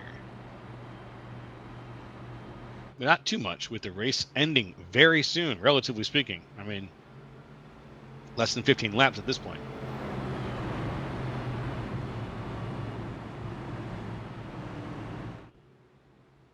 And yet again, folks, thanks for watching. We hope you've been enjoying tonight's Grid Vision broadcast. If this is your first week watching us on Twitch, thank you very much. Go ahead and hit that follow button for us. So I saw a follow earlier. I want to thank the person who did that. I did not quite get your name. But C. Jaza. C. Johnson. Thank you very much for the follow. We really appreciate it. Everything you guys do to bring us to bring us your attention brings us Wait, a little warm feeling to our hearts. you're seeing what over there, Joseph? I'm saying I got a warm feeling in my heart from the viewers' No, attention. no, you said you see what? I see John. Oh, yes, I see. Took me a second. Took me a second. Buddies, zip it up. We're not supposed to be that comfortable while we're calling. I'm having trouble spelling I-cup. Sheldon, can you give it a try for me?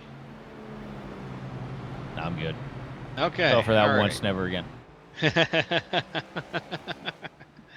That's the old classic right there. That's gotta be it right there. If you get got with that, you only get got once. What smells better than it tastes? Oh no.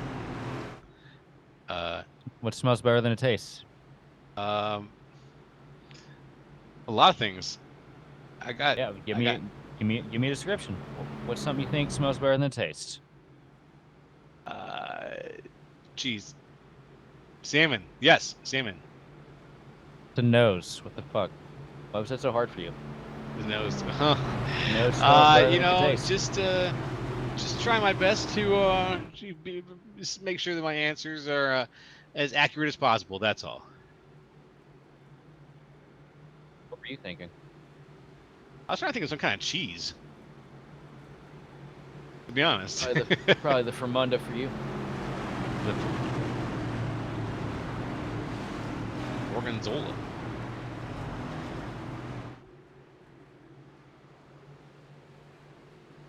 Oh, okay. Good old green. Smells Said- better than it tastes. Yeah, Darby said marijuana, but I'm trying to figure out who thinks a skunk smells good to begin with. Oh, yeah. Versus, yeah. Oh, here we go. Anyways, here we got the green. Speaking of green, we got the green flag right now. Cody Johnson. Speaking of seeing Johnson, Cody Johnson leading right now in the closing laps here, lap 88. Gift that keeps on giving. 3 wide immediately for third place. Very, very, very tense situations here as we go towards the last 10 laps. We're on lap 88 right now. It has been tense. It will continue to be tense. These guys have been aggressive all race long. As you said, Sheldon, as I've tried to point out to you folks, there has been a lot of volatility and explosiveness in these And guys. it looks like it's about to get more volatile. They're about 3-4 wide stacked up in the middle of the pack right now. Joseph Gulati getting bounced around up into the fence, head on into the wall down to 1. Off of the nose of Zach Range. What a snapping slam. Arguably one of the best cars here all night. Gone like that. Yeah, that was really unfortunate. Such a rough break. Led a bunch of laps here. Hasn't fallen out of the top 5 much at all. Yeah, let's have a look and see what happened here. Situation here where very wide, a little bit of contact from the 22. Kind of puts everybody into a ping ball. I'm going to quit trying to say that one of these weeks. That's all they right. bounce off each other, and the you'll get it, round buddy. goes to the 98 into 1. Oh, wow. Yeah, they did bounce off each other pretty well there. He had, that was a hard snap into the wall and then a big slide. You can't imagine he's going to be driving very well after that. Shot there from the 22, and I think the 22 wasn't exactly square. Gets a shot from the 22, and I don't think the 22 was exactly square, and it just kind of hooked him into the other, and round she goes. Round she goes, and around they go again, folks. 90 out of 100. We've made it to the 10-lap mark. Tell you what, 10 laps to go. I don't think either one of us could have thrown any of these names at the board and expected any of them to be where they are right now in the closing laps. I mean, obviously, a lot of talent up here, but, you know, we're used to seeing, you know, a certain 5 or 6 guys up at the front in the closing laps every week. And it's definitely been shuffled here. Michigan, the great equalizer. That's true. Great equalizer is a good way to put it. It has been equalizing a lot over the course of tonight's race. It's been bringing humility to the masses on a large scale.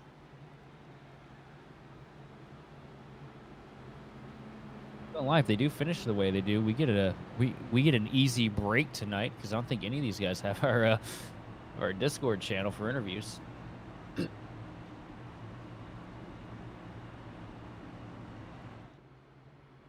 Unfortunately, I don't have any links there, but Yeah. if you know Yeah, them, invite them. if you know any of these guys, be sure to send an invite. Love to have a word with a few of them.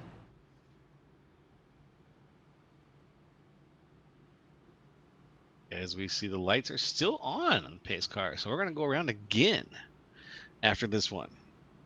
How many green white checkers are you expecting here, Joe? Two. Two.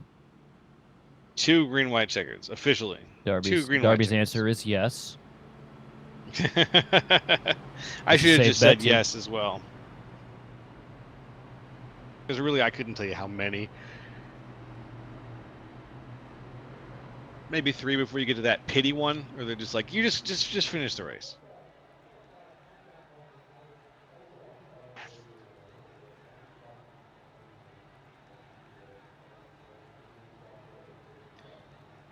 The Garza trying to warm up the tires here, scrub off a little bit of the marbles.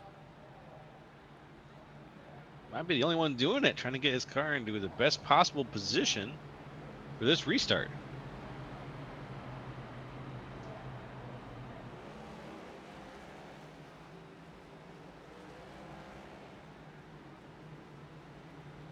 Tough spot to be in for sure. Is anybody who's at the lead right now. With only a few laps left and the aggression we've seen in the race so far, I only expect to see even more aggression and even more attempts and dives and pushing and snapping and all of that business. So being in the lead, it's definitely scary. But Johnson's in a very good position right now, though, because he can play a couple games here on the restart and possibly let these iRacers do what they do best. You know, stack up the field a little bit, get them all flustered up going into turns 1 and 2, and, you know, next thing you know, we got another caution. Then just rinse, lather, repeat. And they can't really do a whole lot with you here at the point with a 2-lap shootout, so long as you have the car underneath you and are able to maximize on your corner entries and exits.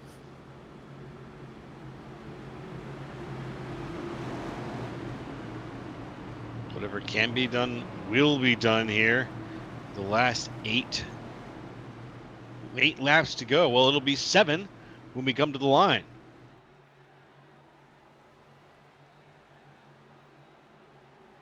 It's been an up and down race so far tonight, my friend. Really a lot of drama here as we get ready. Here comes the restart zone. And it looks like Johnson's going to opt to take it the quick way here, getting to the gas before we even get truly into the restart zone. A good launch out of the 80 machine here into turn 1. But here comes the 20.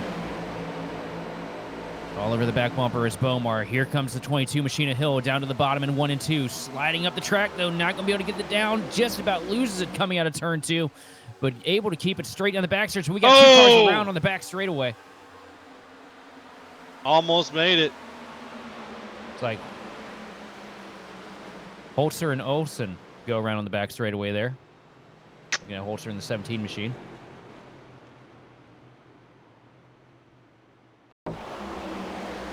Let's see what happened here, where that contact came into play. I'm expecting... Oof. I don't know what the hell I'm expecting anymore. Looks like Holzer tried to clear himself. Let's get a better look at it. Let's have a look.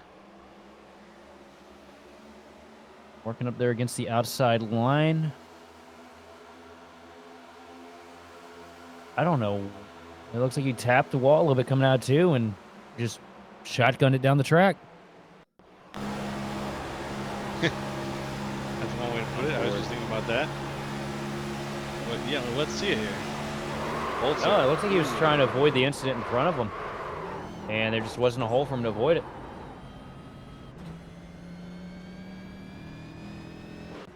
A lot of wheel on that bitch.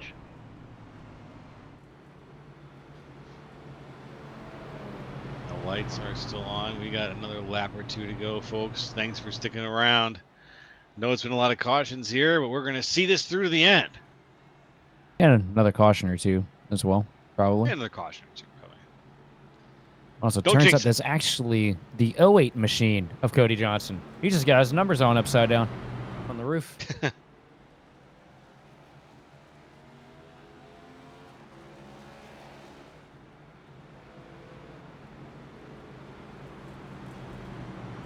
You got one machine taking the lucky dog right now. That's the 22 machine of Noah Bitts, who got caught up in an earlier incident.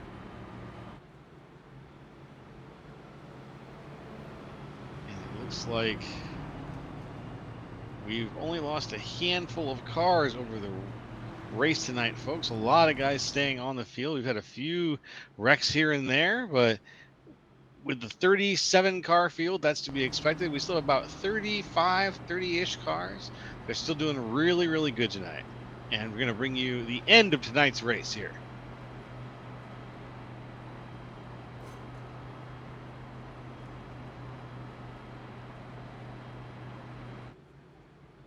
Going with the 22 machine back there, all the way down against the inside wall on the back straightaway. That's a good question. Just a unique strategy? That's not really a strategy. I guess he's just getting bored in there.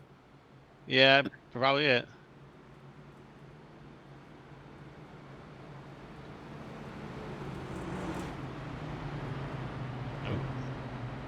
Not for me. We go like Daytona or somewhere like that and end up under too many damn cautions. I'm taking the road course on the back straightaway. He's trying to cool them tires off. I know that one. Damn, this still works? I was told it didn't.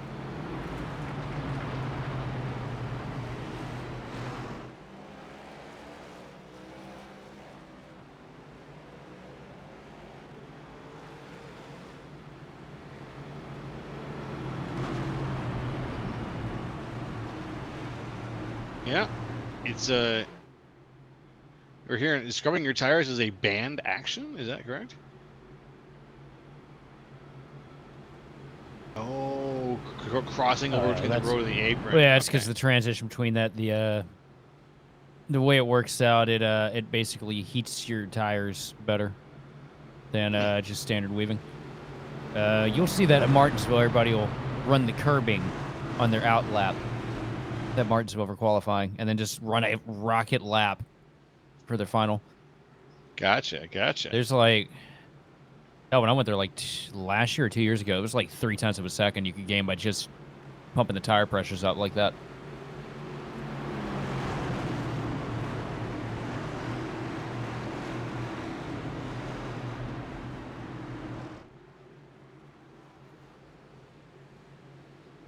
Lights are off on the pace car. Lap 96 right now. Can we do it? I don't know about the opportunity here. Let's find out here, folks. 4 laps to go. The green flag has waved. Not a huge launch for Cody B. Johnson right now. Good clean restart so far as he works himself into 1-2. A little bit of contact there in second place between Garza and Bomar. Garza's going to take the low line, though, try to find some kind of way to get past the 20 machine, but here comes Bomar rifling around the top with the 22 machine, a hill closely in store. A little bit of contact, a lot of jockeying for position down the back straightaway.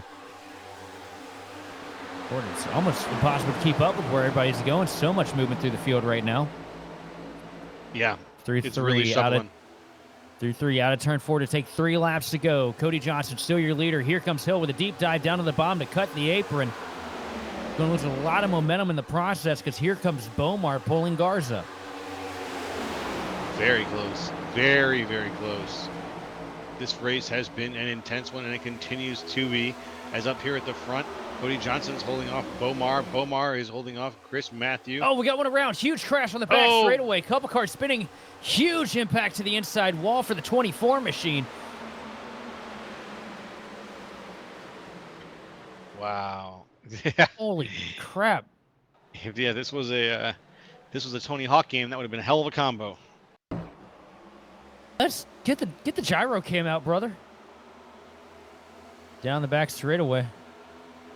Just everybody's struggling to get out of turn 2, and God, I hope he's not running a direct drive, because if he left his hands on the wheel, they're not there anymore.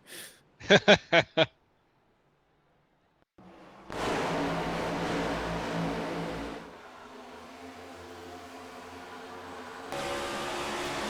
back straightaway. Here we are with the onboard, because Ooh. What a slam. What a slam. And that's Right, well, that's gotta be a before, race ender. before we go here this week, NASCAR, I have a wall that you need to fix. If you found it on iRacing, you'll find it sometime here soon. We did find it. That was quite the wall. The invisible hand that just said no.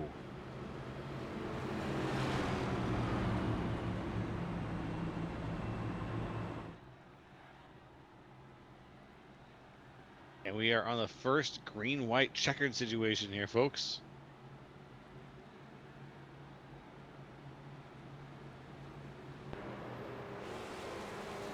Green, white checkered here, so it's gonna be interesting. It will be. It will be. We only got one more to go, I think.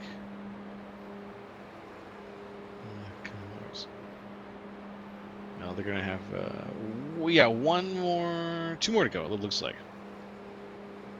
We got plenty of damn green, white checkers left.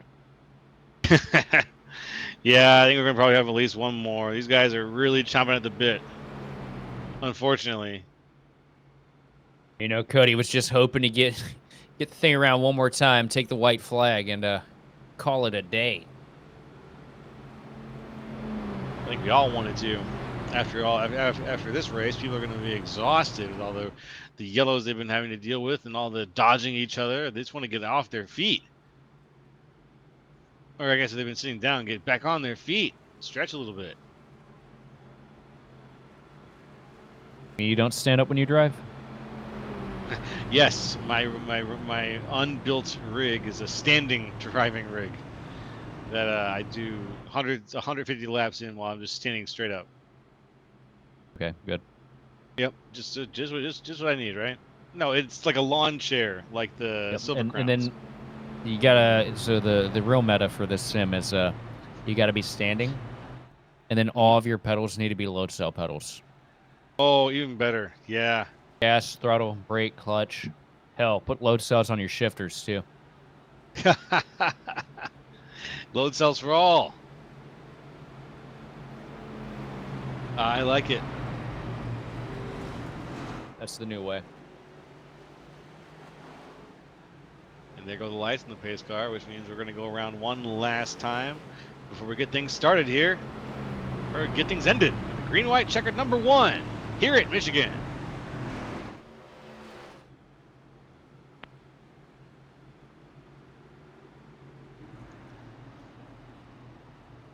You were right about this racetrack, man.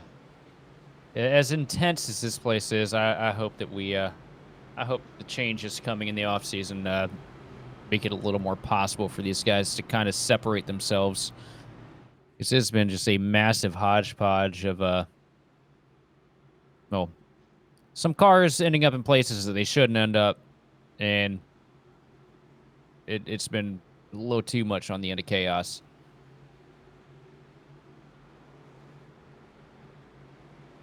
Oh, look who's coming. Here he is. Sliding up the track, it's Christopher Hill.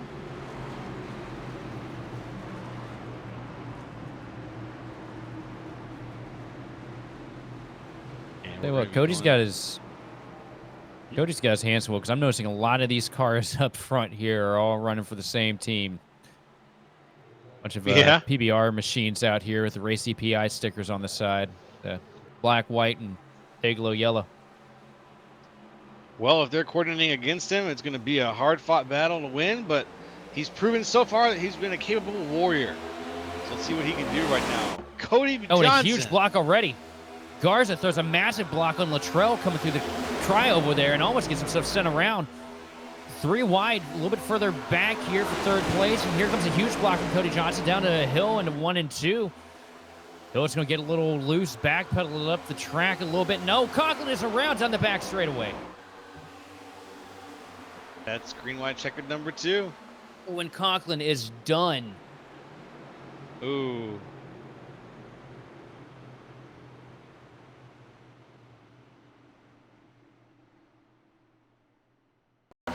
Let's have a look. Wayback Machine, here we go. Luttrell getting roughed up here by the... Man, this is going to be a hard hit right here. Just wasn't able to get the machine to cut to the right like he needed to get the thing to go away from the fence. They're right on board with Conklin here. And this is all happened because the guy on the bottom wasn't able to hold the bottom. God, that was a hard hit. Ugh.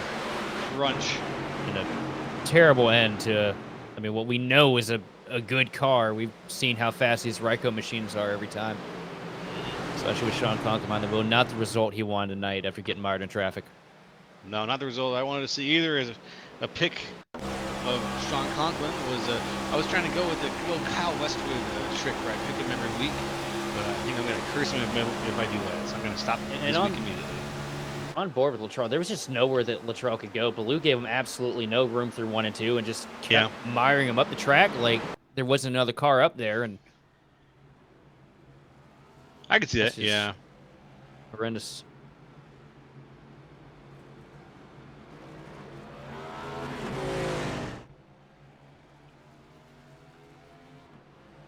And the lights are still on. We've got 1 more to go, or 2 more to go now. So we'll be getting things started for the second green, white, checkered. Can I see you in the chat, dude? Yeah, this is. I have to agree with you, man. I mean, not so much for your cars having a bad run of luck, but just as it's been a shit show. Doesn't matter who's where. It's been an absolute shit show from start to finish. And if iRacing doesn't do something to fix these damn cars, I'm gonna literally claw my eyes out. That way I can get a break for talking about them. Yeah, that's fair.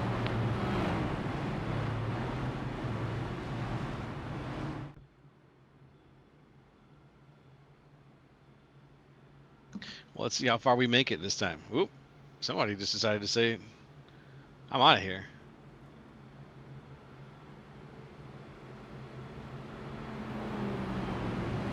That's Christopher Hill. To an extent, way down to the I as much as I love iRacing, I do have to throw a little bit of shade because we know that these cars aren't this packed together in real life, and we've seen it at a lot of tracks where it shouldn't be happening. And it's just something they need to tweak with the model, and hopefully they get it right here with the new tire coming. And I've heard rumors that there's going to be aero changes, so that'd be nice. We're within. Get that. Yeah. iRacing is typically within 85 to 95% on things most of the time. But pack racing like this, where it's literally just slingshot into the corner, maybe doesn't feel as accurate portrayal to what we see on Sundays. But, you know, we'll see what happens when we get the new build next week, and hopefully we just at least end up in a situation where iRacing saves the drivers from themselves, because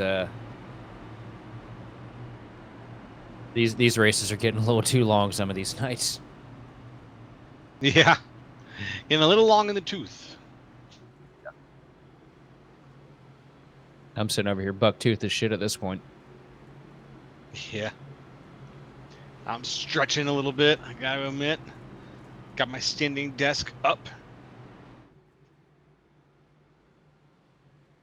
I'm just excited to see how this wraps up. All this violence, all this on the racetrack, bouncing around, all the yellows and wrecks we've had so far. I want to see this carnage. Let's get started on Royal again. Absolute dipshit.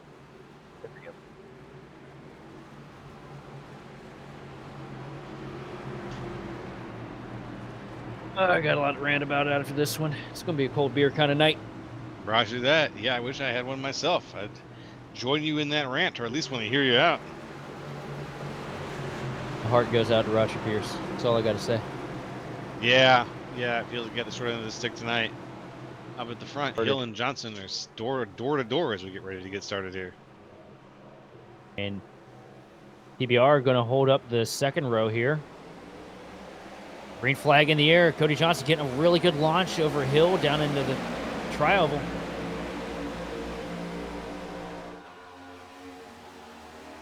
Let's see what we can do here. If we can hold on. 1-2. Cody Johnson can hold the advantage. Side by side, stacked up behind him. A little bit of contact, a little bit further in the back. Couple cars bouncing off the fence coming out of turn 2. Just throwing it. Hill going to go to the top. Now diving it down to the bottom, trying to send it down to 3 to take away the lead with a huge send down to the bottom of the corner. And it's going to be enough. He's going to hip check Cody Johnson just enough to move that machine up the hill. And there are 3 wide bouncing off each other. 4 wide here at the front straightaway. And white flag in the air. Matthew We're going to finish this race. We're going to finish this race, boys. We're going to it right now. Matthew Hill out in the front. Christopher Matthew Hill, excuse me, with Daniel Nanny side by side with Channing Ballou for third. Ballou moving up the field a little bit on the outside off the wall now. He's side by side with Nanny. Oh, huge wreck on the back straightaway. Big wreck behind. One car over. Oh, it's Maggie McGuire. Huge flip.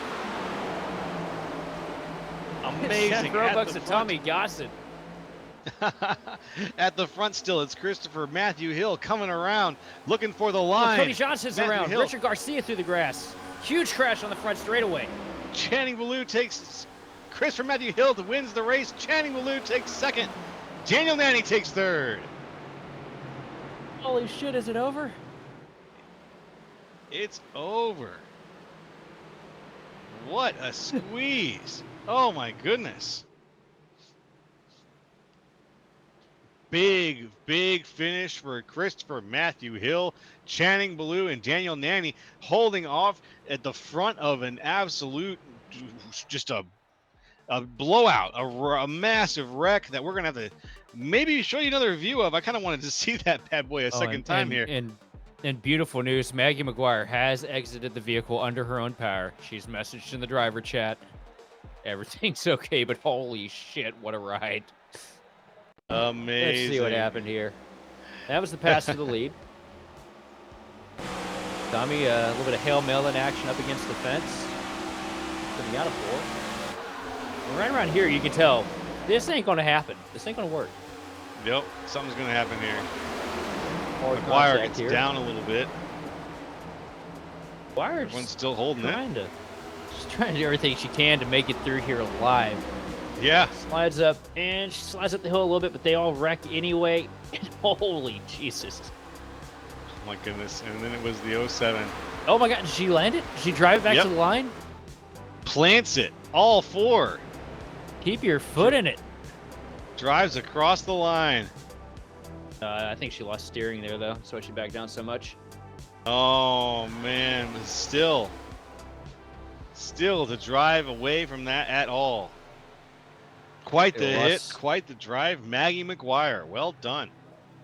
She lost steering, lost an engine, but I can guarantee you she lost her lunch. I would have too, my friend. I would have too. Wow. Let's break down the results of that race, folks. Give you the full list of who finished and where they finished. Here it comes. Coming in hot right now, Christopher Matthew Hill in first place, takes it away. John Ballou in second, Daniel Nanny in third, Jacob Wilkerson in fourth, James Bomar in fifth, Adam Garza in sixth, J.R. Barbarima in seventh, Tyler Luttrell in eighth. Yeah, it was last week's winner after a hard-fought race tonight. Raul Saraiva in ninth. Not getting back up to where he wanted to be. Joseph Squared in 10th, Brendan Schmidt in 11th. And you take it away with 12. Oh my God, the 9 definitely deserved to finish about 40 spots lower than where he is right now, but that's enough on that. In 11th place, we got Brand Schmidt, followed by Joseph Gulata in 12th. 13th place going to be Derek Heidman, followed by Chris Wilhite in 14th. 15th going to Justin Malillo with Paul Bergoli bringing it home 16th. 17th place going to James Holzer with Marcelo Quezada bringing it home 18th. 19th place going to be Richard Garcia, and rounding out the top 20 is going to be Rusty Plant. Alrighty, 21, it's Muhammad Amir. 22 is Quentin Warman. 23 is Johnny Baldrich. 24 is Zach Raines. 25 is Nick Olson. 26th, Sean Anderson. 27th, David Williams. 28th, Tommy Gossett. 29th, Brendan Meal. And 30th, Nolan Hodgson. And in 31st, after the wildest ride I've ever seen in Michigan, it's going to be Maggie McGuire, followed by Cody Johnson, who was leading with 2 to go, bringing home 32nd. 33rd is going to go to Sean Conklin with Noah Bitts, Charles Wembley, Chris Pfeffer, and Roger Pierce running at 37 car field. And that is your unofficial results from the NIS Top Split event here, folks. What a race. Whew. That has left me a touch breathless. Sheldon, how about you? Just get me the hell out of here before I get us banned on all streaming services. Well, I will. This one's over. I hear you, buddy. Cold beer kind of night. I understand. Well, folks, we got a replay here. Yeah, let's see what. Oh. Fake out. Folks, we're going to go ahead and wrap things up here. So from the entire Grid Vision team, we want to thank you for watching and for participating in the chat tonight, especially. For more information on getting your league broadcasted or for starting your career in broadcasting, hit us up on Facebook, X, or email us at info@gridvision.live. Congratulations again tonight to Christopher Matthew Hill for winning tonight's race from Michigan International Speedway. I am Joe LaCastro, joined by Sheldon Atkins and Austin Derbyshire, and hey, we'll catch you next time on the grid.